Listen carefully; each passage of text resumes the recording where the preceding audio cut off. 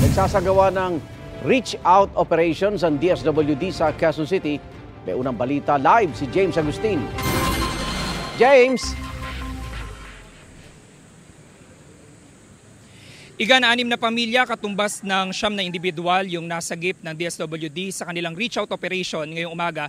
Dito po yan sa Nia Road sa Quezon City. At maaga nga pong nagsagawa ng pag-abot program na pinangunahan ni DSWD Secretary Rex Gatchalian.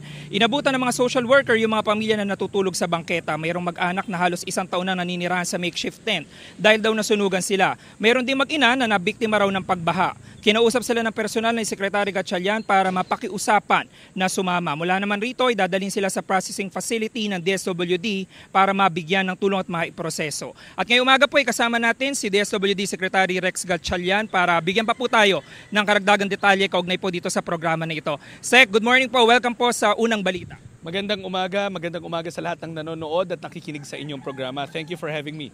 We have seen, Secretary, po yung mga pamilya na nasa gilid ng kalsada po.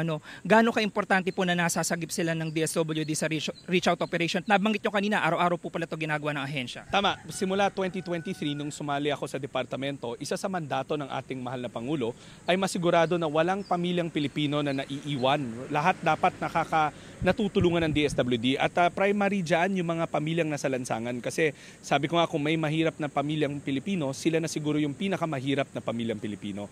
So itong reach out operation, araw-araw to ginagawa mula 2023, 24/7, 3 beses sa isang araw, mahigit sa 100 na social workers natin na nag-iikot sa buong Metro Manila para mag-reach out, kumbinsihin ang mga pamilyang nakatira sa lansangan na sumama sa amin para mailagay muna namin sa temporary shelter natin. May karagdagan tanong lamang po si Igan mula sa studio, Secretary. Igan? Secretary Rex Gatchalian, magandang umaga po. Igan, magandang umaga rin sa lahat ng nanonood at nakikinig sa inyong programa. Thank you for having me. Yung biglaan po ba itong pagpapasabit ng courtesy resignation o kayo ba'y may kutob na o idea na ito'y gagawin ng Pangulo?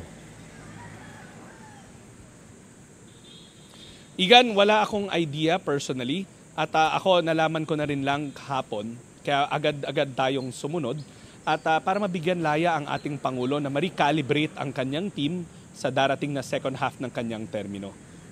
Isa kayo sa mga unang nagsubmit ng courtesy resignation, hindi mo ba maapektuhan yung trabaho o mga ikangay mapipila yung operasyon at mga programa ng DSWD?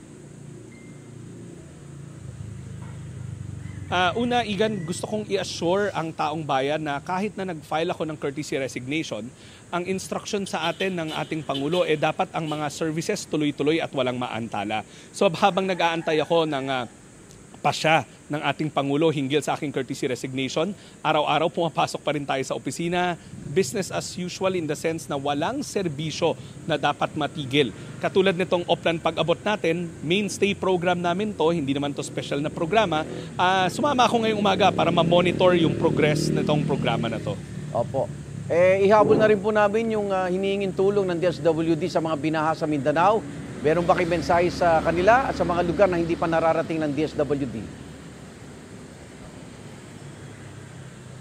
Igan, sa lahat ng mga kababayan natin na nakikinig, nanonood sa programa na to, kung kayo ay nangangailangan ng anumang klaseng tulong medikal, tulong para sa burial assistance, para makauwi sa inyong mga probinsya, wag ho kayong mag-aatubiling pumunta sa kahit saan namin na DSWD offices namin. Nakabukas yan para sa inyo. Yan ang instruction ng ating Pangulo. Ang DSWD, walang pinipili. Basta may pangangailangan, pumunta kayo sa aming tanggapan, matutulungan kayo. At Igan, gusto ko lang i-report sa ating mga nanonood na itong Oplan Pag-abot, mula nagsimula to, nakatala tayo ng 10,000 pamilya na nakatira sa mga lansangan. Kalahati niyan o mga 5,000 na ang sumama ng kusang loob sa DSWD na ibalik namin sila sa kanilang mga komunidad na bigyan ng panibagong pangsimula. Yung kalahating 5,000, tuloy-tuloy pa rin ang aming pagkumbinsi para mailisan sila mula sa mga lansangan. Maraming salamat, DSWD Secretary Rex Gatchalian at James Agustin. Ingat po. Igan, mauna ka sa mga balita, mag-subscribe na sa GMA Integrated News sa YouTube para sa iba't ibang ulat sa ating bansa.